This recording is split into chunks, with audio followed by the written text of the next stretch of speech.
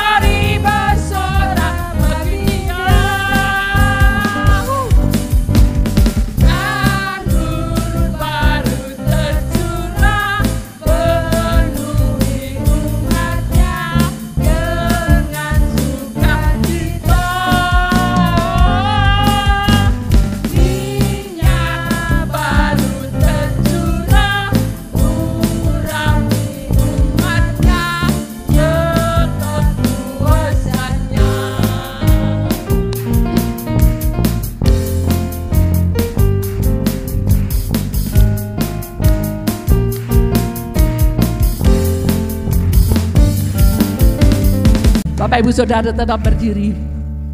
Tibalah saatnya bagi kita semua untuk menerima sebagian dari firman-Nya yang sebentar akan disampaikan oleh hamba-Nya. Ku rindu sabda-Mu Tuhan.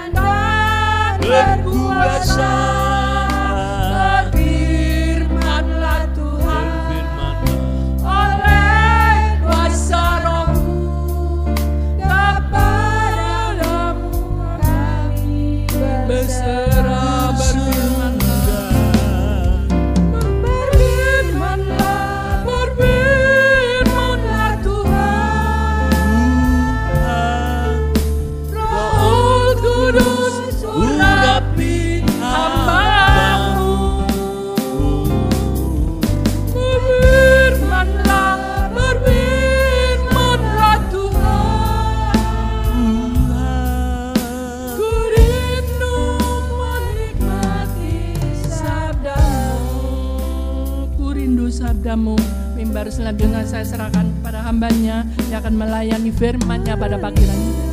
Sabda-Mu, ku rindu firman-Mu, firman Tuhan Yesus yang heran dan berkuasa. Berfirmanlah Tuhan oleh kuasa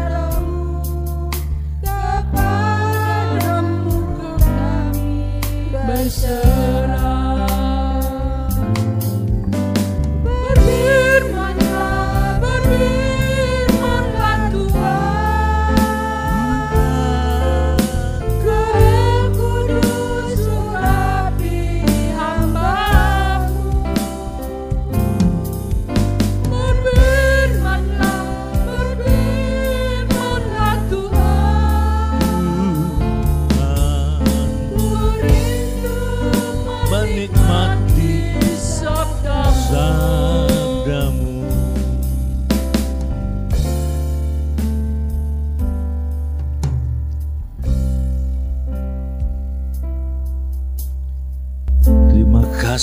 Tuhan ketika kami bertekad untuk menikmati sabda-Mu.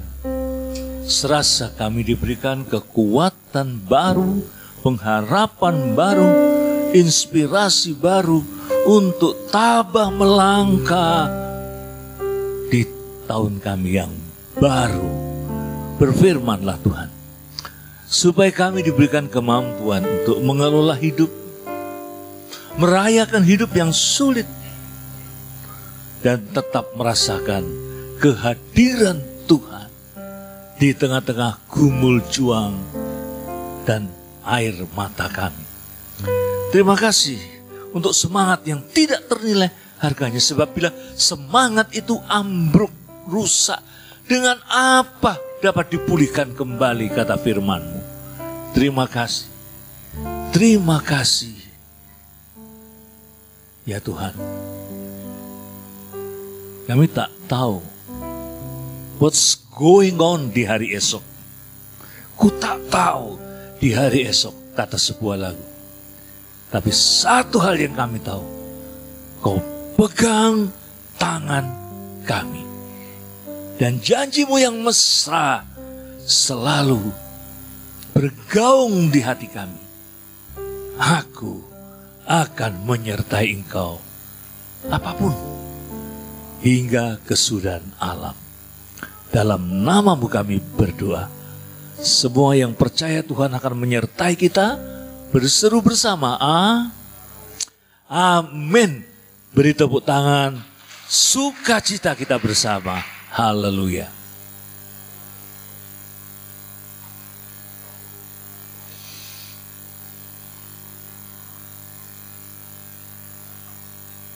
Saudara-saudara kekasih Yesus Kristus yang siap untuk tidak hanya menyongsong tahun-tahun kita ke depan, tapi seperti yang saya sebut tadi, tabah melangkah di tahun yang Tuhan karuniakan kepada kita. Beri tepuk tangan sekali lagi, saudara-saudara. Ya. Jemaat Tuhan Yesus Kristus, seorang murid pada kelas menggambar, menumpahkan cat tinta pada kertas putih yang dibagikan gurunya. Wah, dia ketakutan, gemetar menghadapi kertas yang tadinya putih, sekarang coreng-moreng, kedrodosan cat yang sedianya ia pakai untuk melukis dengan indah. Dengan gemetar ia datang kepada gurunya. Pak, bolehkah saya meminta kertas yang baru? Si Pak Guru berkata, nak, tentu aku akan memberikan kepadamu kertas yang baru. Tapi hati-hati, kau tidak ceroboh lagi. Dan lukislah sesuatu yang indah. Katakanlah tahun-tahun lalu lembaran kita yang penuh coreng-moreng, lukisan buruk, noda-noda, tumpahan, apa saja yang mungkin masih menghantui kita. But the loving Father tadi, seperti Pak Guru tadi, Allah memberikan lembar yang baru, hati yang baru, yang sulung di tahun kita ini. Berikan sebuah komitmen kepadanya. Saudara, baik sebenarnya tradisi persembahan sulung di awal tahun. Tapi jangan hanya dimengerti sebagai uang saja. Saya mengerti ada yang menggunakan persembahan sulung itu untuk menekan, ya, sampai membawa kutuk-kutuk dan air. Tapi itu sebuah kebiasaan di zaman perjanjian lama yang masyarakatnya agriculture, petani. Petani itu memberikan buahnya yang sulung, yang paling bagus untuk Tuhan. Sedikit kurang bagus untuk dimakan sendiri. Paling jelek diberikan kepada binatang peliharaannya. Memberikan persembahan sulung, termasuk di gereja saya di Pekalongan, seperti nitip ke awak. Seperti sebuah keyakinan. Sepanjang musim tahun ini, taruhlah ada musim panen gagal, musim cuaca ekstrim. Tapi aku nitip ke awak, Tuhan akan menjaga dan memeliharaku. Amin, saudara. Tapi itu tidak hanya diartikan uang saja. Juga persembahan hati kita. Komitmen kita yang sulung di awal tahun. Apa? Aku arep gak kalah sugih karo tonggoku. Itu komitmen kita. Wah, aku tak akan nampak lebih cantik permaksana sini. Tahun ini malah gak ayu, malah koyok Wiwi Gombel. Malah koyok Mak Lampir. Aku akan kerja berat. Malah jantungnya bocor. Nah, tentu ada janji kita sebagai jemaat, sebagai gereja. Biasanya awal-awal tahun saya memberikan perlambang, perbandingan, contoh. Bisa benda, bisa dari alam semesta, bisa orang. Seperti pagi ini, kita contohkan bagaimana gereja menjadi mempelai Kristus yang sejati. Bukan mempelai saingannya. Siapa saingannya itu? Mari kita buka di dalam Matius 14 ayat 8.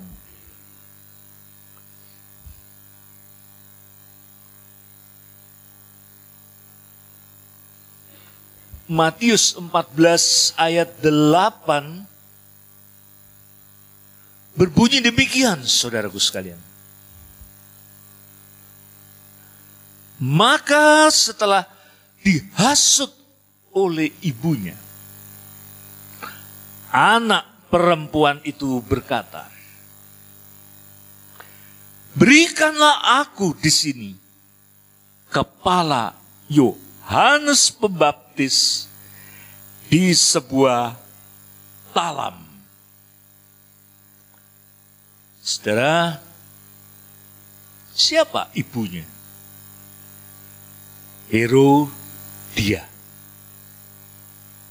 istri rampasan Herodes. Yohanes Pembaptis mengkritik habis tindakan ini. Marahlah Herodia. Lalu mempengaruhi anaknya Salome, yang tadi berkata kepada bapaknya setelah ia menari, memikat hati sang ayah. Berikanlah aku di sini kepala Yohanes Pembaptis dalam sebuah Saya melihat Salome ini sebagai anak terhilang. Yang sama dengan anak terhilang, yaitu anak bungsu yang berkata kepada ayahnya, berikan kepadaku. Berikan kepadaku. Walau sang ayah masih hidup. Ini anak yang bucingli, kurang ajar. Bapaknya masih hidup. Tapi saya mau jadikan ciri pertama. Gereja Salome. Gereja Herodias. Sama aja. Ciri pertama, sepanjang ia menjadi anggota jemaat, sepanjang menjadi pengikut Kristus, cuma satu saja dorongannya. Berikan kepadaku. Nek gak, gereja lain masih banyak. Berikan kepadaku apa saja. Berkat. Banyak doa, banyak berkat. Doa ecek-ecek. Ayub kurang apa? Doanya. Kurang apa? Salehnya. Ia mendapatkan musibah yang berat.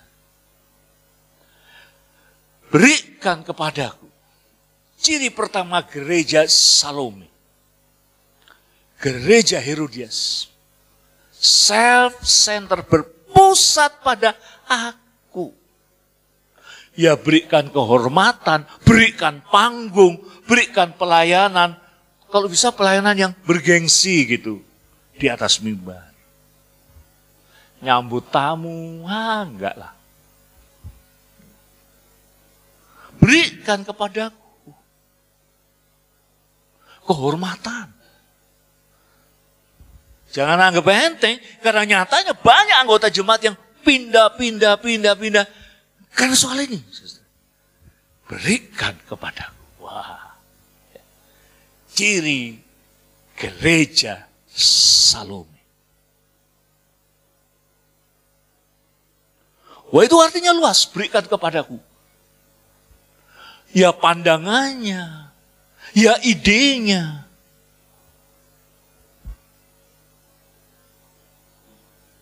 Ada anggota jemaat saya yang idenya itu. Pak, sebaiknya yang khotbah itu banyak dari majelis dikasih giliran khotbah. Nggak tahu ikut PA. Masih adu doro.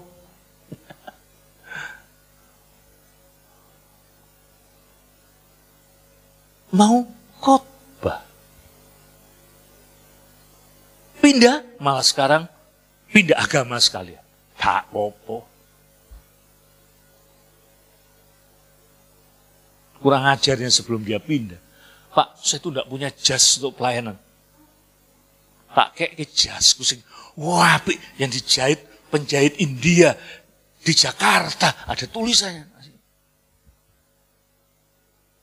Malah pindah agama.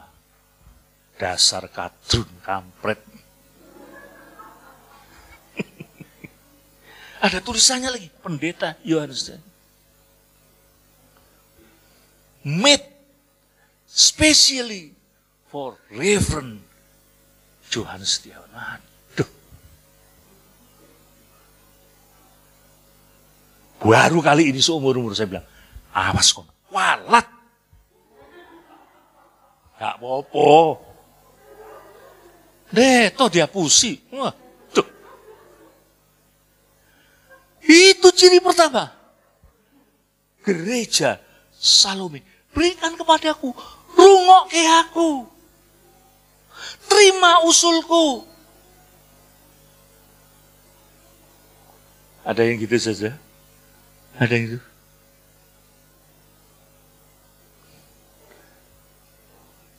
Puji Tuhan di sini nggak ada, ya. Wajahmu yang ngapus sih.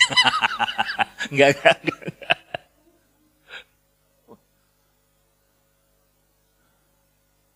biasanya orang yang meninggikan diri seperti Herodias ini, halusinasinya juga tinggi.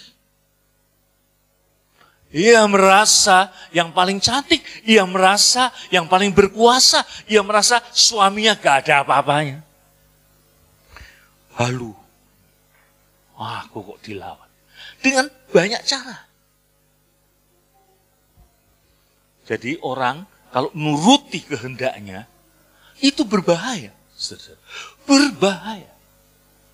Terus dituruti kehendaknya. Terus meningkat. Akhirnya ia akan seperti Tuhan.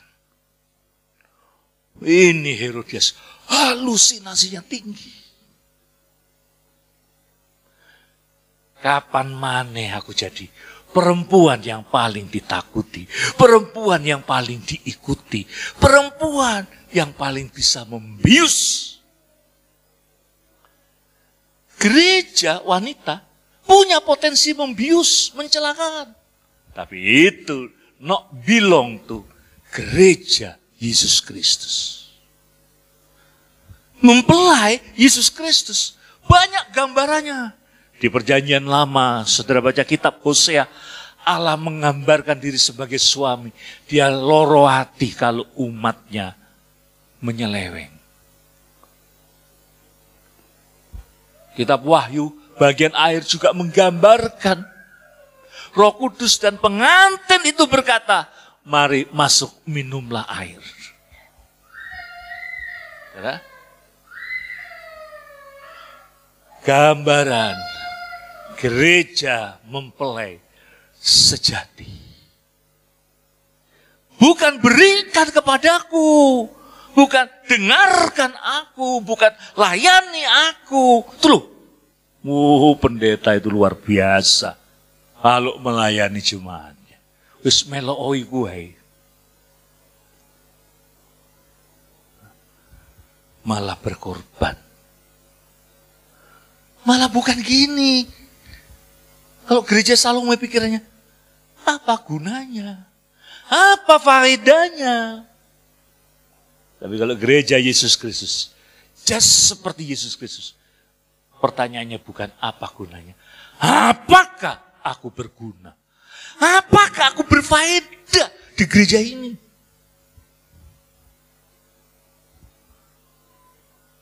Mendiang Presiden John F. Kennedy berkata kepada rakyatnya, jangan selalu kau berkata apa yang bangsa ini berikan kepadaku, tapi apa yang kau berikan kepada negeri ini.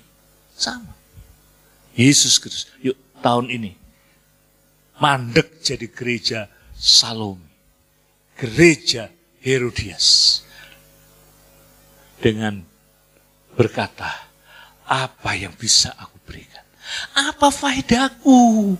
Berfaedah enggak aku kalau jadi anggota jemaat yang nyinyir, ngerasani orang, ngerasani pendeta, ngerasani perpuluhan, wis gak tau memberi, ngerasani. Wah, apakah kita berkata, apakah aku berfaedah di gereja ini?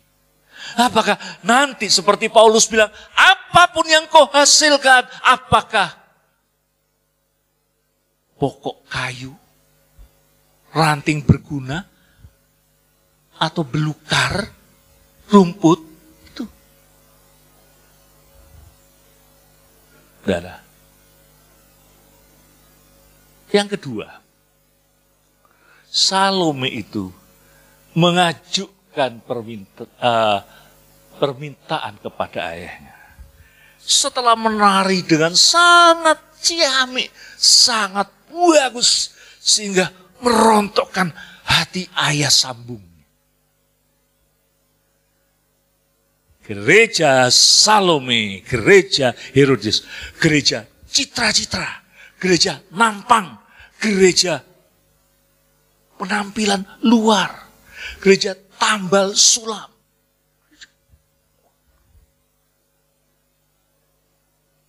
Macam-macam.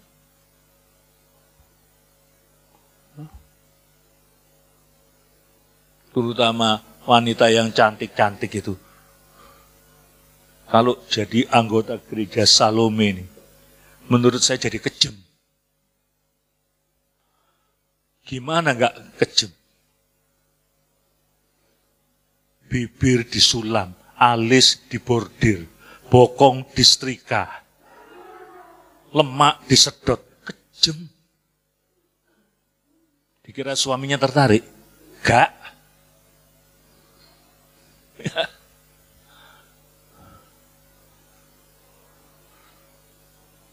Seorang suami marah kepada istrinya. Mah, kamu tuh salon terus. Untuk apa? Ya untuk dirimu, Pak. Supaya aku kelihatan cantik. Daripada papa mabuk terus, pulang-pulang mabuk. Untuk apa? Ya untuk supaya melihat dirimu cantik. Nek aku mabuk, kapok. Pinter itu suami, saudara. Ya. Yo ben delok awakmu iku ayu. Ini gereja Salome. Persoalannya bukan sederhana, saudara. Persoalannya berat. Biasanya anggota gereja kayak gini nih, punya kelompok sendiri. Lek komsel maunya digabungkan kelompok ini. Karena kami sudah chemistry. Ya pakaiannya, ya gayanya, ya ngomongnya. You kang.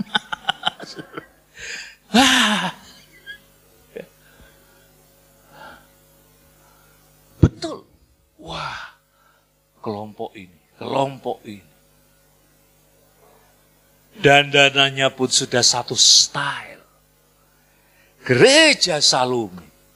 Gereja Instagramable. Ada pastor style. Saya geli tapi prihatin. Ada teman-teman saya anggota. Lifestyle. Sabuknya 1M. Jam tangannya. Aduh, tidak perlu seperti itu. Ini gaya hidupnya ditentukan oleh netizen, ditentukan oleh Facebook, ditentukan oleh multimedia.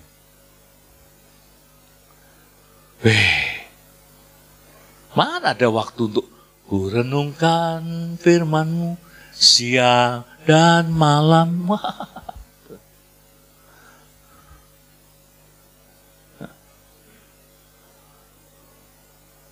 Disibukkan dengan tubuhnya. Ya itu tadi. Sampai tubuh ditato. Seorang wanita di Amerika. Biasa menato diri. Di umur 50-an yang menyesal. Apa nanti jawabku kepada cucu-cucuku? Tentang tatoku ini.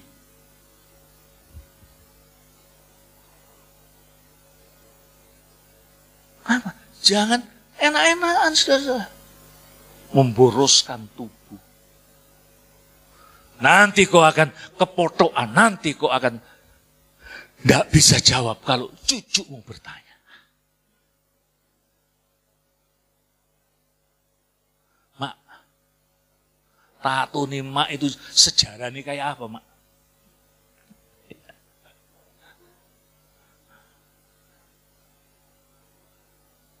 Mending tato nih mak itu salib. Tato kok Lucifer mak. Gimana jawabnya?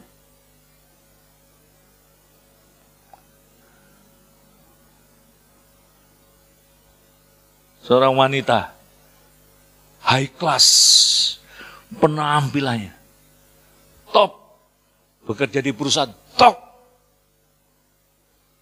Satu saat dia hamil dan melahirkan, Dia sudah gak sabar.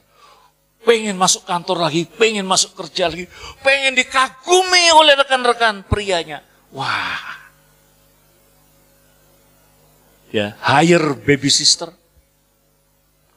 Dia sudah siap bekerja. Tiba-tiba terdengar tangisan bayinya. Yang mungkin ngompol. Baby sisternya datang. Tiba-tiba ada kesadarannya. Ya, sebuah peristiwa bersejarah. Mungkin ini ngompol pertama anakku. Masa harus digantikan orang lain. Dia lemparkan tasnya yang mahal. Dia ganti pakainya. Dia rawat. Sadar. Ada yang gak bisa digantikan dengan jas penampilan.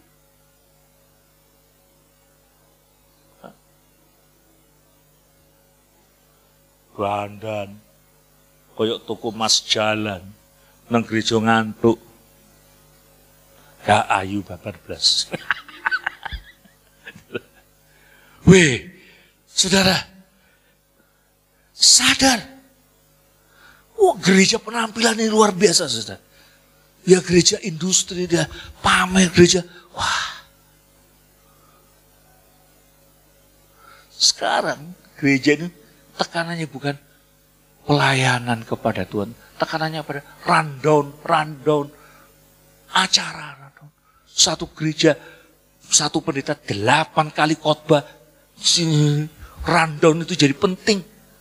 Lebih sedikit marah-marah. Di gereja yang sederhana berjiwa Kristus. Kalau saudara mau penampilan betul harus rapi penampilan, saudara. Harus. Ayu-ayu, kepet. Males. Berikan yang terbaik untuk Tuhan. Enak. Tapi sederhana. Yang ketiga, saudara. Gereja Salum. Gereja yang mengikuti hawa nafsu dendam. Hawa nafsu membunuh. Dimulai dari hawa nafsu sakit hati. Belajar dari peristiwa Kain dan Habil. Kain. Mulanya, loh. Tuhan Allah kok lebih menerima persembahan adikku. Banyak orang tidak tahu apa sebabnya. Sebabnya pada kalimat, karena mukamu murung. Kau mempersembahkan kepadaku dengan muka murung. Berarti kau tidak tertuju kepadaku. Pantesan aku tidak menerima persembahan. Guru sekolah minggu jangan ngapusi anak-anakmu ya. Anak-anak. Tuhan tidak menerima persembahan Kain. Karena asapnya melenceng ke kiri, melenceng ke kanan. Pengen tak tabok guru itu sudah saya. Ngawur. Tidak diterima karena Tuhan berhak untuk tidak menerima. Dendam. Akhirnya membunuh. Weh, hawa nafsu seperti itu. Sampai saya gak habis pikir. Ada pendeta muda di Jakarta. Membunuh rekannya. Lebih dulu lagi pengerja, mantan ketua pemuda, membunuh gembala sidangnya yang perempuan. Nah, hawa nafsu membunuh. Pantas. Surat Yohanes berkata, kalau kamu membenci itu sudah membunuh. Wah, peristiwa-peristiwa ngeri-ngeri seperti kasusnya di kepolisian. Dendam. Banyak loh anggota jemaat yang kelihatannya wah rohani, yang kelihatannya wah puji Tuhan, yang kelihatannya berbahasa roh. Tapi dendam.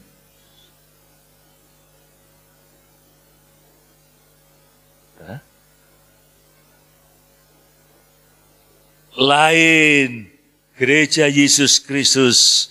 Gereja ini berpatok pada Galati 5 ayat 2 dan 23. Coba kita baca.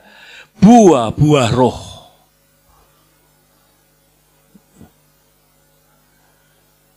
Tetapi buah roh ialah kasih, sukacita.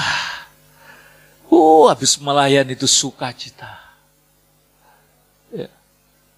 Damai sejahtera, kesabaran, kemurahan, kebaikan, kesetiaan. Ya, berapa hari yang lalu saya sama Bu Dewi mengunjungi mantan pelayanan saya di tahun 70-an. Tumpang Malang. Saya ketemu Ibu Ruhani Kuyon. Saya manggilnya Cik Lin. Sebelum gereja itu besar, gereja kecil di belakang toko seorang anggota jemaat bernama Tante Un.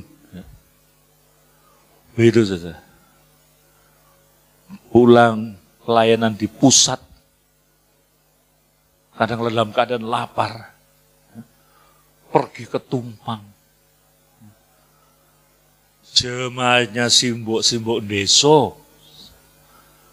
Ada, saya ingat seorang ibu tidak pakai sandal. Jalan jauh. Keringetan.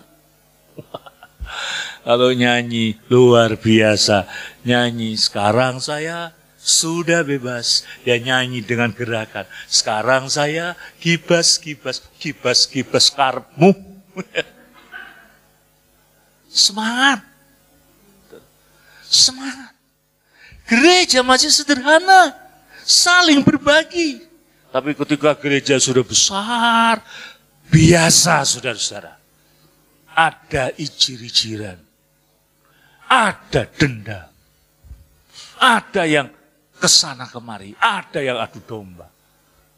Tapi lain kalau kau menjadi gereja buah-buah roh. Beda dengan gereja Salome yang kedagingan tadi. Dendam, marah, suka mempermalukan lawannya di depan umum. Itu saja. Berarti orang-orang Farisi kalau berdoa, terima kasih ya Allah, aku tidak seperti pemungut cukai ini. Aku berdoa rajin. Aku memberikan 1/10 lebih dari sekali. Dan mempermalukan si pemungut cukai. Padahal Tuhan lebih mengasihi si pemungut cukai itu. Tuh, gereja. Yang ketiga, yang keempat. Saudara? Yang keempat. Gereja Salome itu gereja para pecundang. Tidak berani terang-terangan. Tapi diselimuti tarian, diselimuti penampilan. Tapi itu gereja pecundang. Saudara, apa lawannya pecundang? Pemenang. Kalau seorang yang mentalnya pemenang, dia lihat orang lain lebih maju, dia nggak marah. Dia belajar. Mau aku diajari. Piye toh caranya? Dia belajar.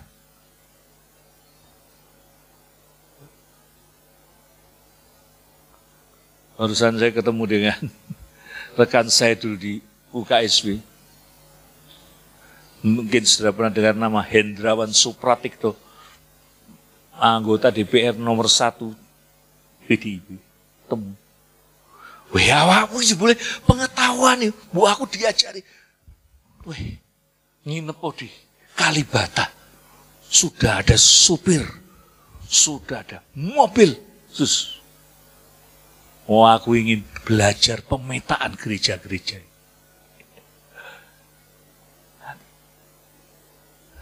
Orangnya mentalnya pemenang. Kalau dia lebih, kalau dia punya pengetahuan, dia berbagi, dia tidak sombong. Dia tidak sombong. Orang yang mentalnya pemenang, dia bangga lihat orang-orang yang diajari itu tumbuh. Lihat orang-orang yang diajari itu gak iri. Wih, pendeta-pendeta besar, murid saya semua. Dan kalau ya tersembul. Sugih kabeh. Tapi saya senang apa yang Tuhan berikan kepada saya. Berikan kepada kita semua. Jangan bermental pecundang. Salome ini, Herodias ini, pecundang. Lewat belakang, lewat tarian. Dia tidak mikir bahwa dia telah merusak anaknya. Bayangkan bagaimana perasaan seorang anak kecil, perempuan, melihat kepala orang yang sedang netes darahnya di atas tilam, di atas baki itu ya. Talam, tilam lain lagi. Wih, trauma hebat. Itu orang dipotong kepala. Saya tahun 2007 punya pos pasca trauma di Jogja, di Selo, untuk anak-anak yang trauma. Ada ibu yang trauma, lihat anaknya awe-awe, sampai akhirnya mati terus. Trauma. 2 minggu melungu. Melungu, tahu ya melungu ya? Ada yang bisa memperagakan? Nah itu. Cik licin cocok tuh melungu. 2 minggu.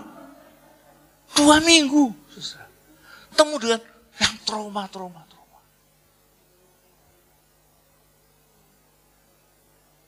Saya ditempatkan di pucuk Imo kiri. Penduduknya tidak ada yang bisa bahasa Indonesia. Saya bersama rekan saya. Rekan saya ini konyol. Sudah tak bilang, jangan pakai rok putih. Tetap aja pakai rok putih. Sehingga dia dipanggil Bu Dokter. Pasien antri. Rasa. Orang trauma. Saya minta hikmat Tuhan. Saya itu modalnya cuma lagu-lagu Jawa. Lagu-lagu Jawa sak potong. Tapi dengan percaya kepada Tuhan. Pak, sing sabar lan mantep nggih. Ono lagune. Pitados mawon marang Gusti Allah nggih. Ono lagune, traktat ada. Saudara, nah ini apa enggak rusak mentalnya, saudara? Apa enggak kena mental? Lihat kepala Yohanes di atas talam. Fokuskan tahun ini pada pendidikan anak-anak. Game. Sekarang game-game itu tidak seru kalau tidak melibatkan darah, tidak melibatkan pembunuhan. Ngeri. Jangan kau senang, waduh, anakku tenang, tak kasih gaget. Kau merusak seperti Herodias. Nah, 1, 2, 3, 4 tadi. Jangan tiru. Tapi kau bertekad tahun ini. I belong. Aku mau jadi anggotanya Gereja Yesus Kristus. Seperti dulu gak apa-apa. Seperti dulu masih kampung. Seperti dulu rendah hati. Seperti dulu. Dan nanti betul. Satu saja hukumnya. Setia. Sampai akhir. Satu saat profesor saya Sularso Sopater, mantan ketua PGI, dirayakan umur 80 dan masing-masing murid memberikan tulisan. Judulnya bingung. Judulnya.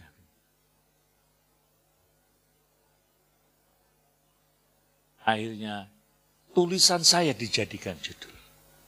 Setia sampai jalan terakhir. Karena jalan itu sering dipakai oleh Pak Sularso. Dia sudah menunjukkan jalan itu kepada. Ya, lihat tulisan itu, ini saja. Saudara, tekad kita, loh ambisi, boleh ambisi. Paulus juga bilang, orang yang ingin jadi penilik jemaat itu berambisi. Ambisi kita.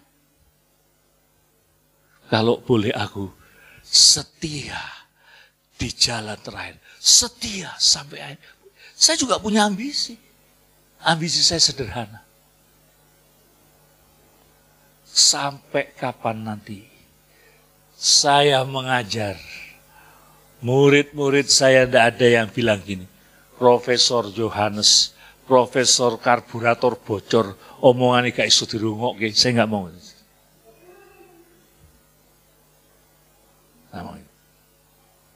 Sampai kapanpun Tuhan memakai kita semua.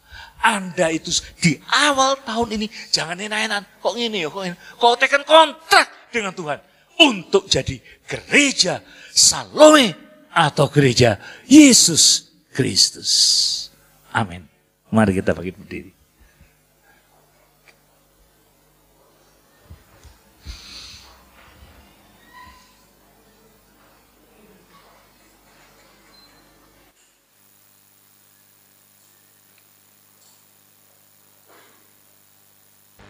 Saya mau nyanyi bersama saudara. Lagu lama, tapi isinya seringkali membuat saya merinding. Saya mau iring Yesus. Sampai kapan? Saya mau iring Yesus. Sampai kapan, Mbak? Sampai kapan, Bu? Pak? Katakan, lamanya. Haleluya. Meskipun saya susah menderita dalam dunia, katakan tegas, oh saya mau iring Yesus. Kontrakmu sampai kapan? Katakan, sampai selama-lamanya. Sambil angkat tangan kananmu tinggi, nyanyikan lagu ini. Saya mau iring Yesus. Bukan yang pernik-pernik, yang kecil-kecil, yang jadi penghalang kok mengiring dia. Sampai selama-lamanya. Meskipun saya susah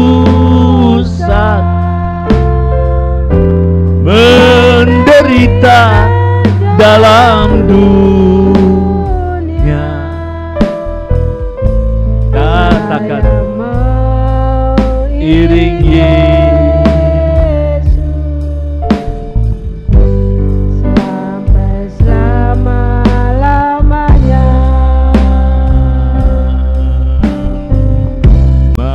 Meskipun saya susah, ada yang susah, ada yang terbeban berat, kau menderita, katakan, aku tetap iring dia sampai selama-lamanya.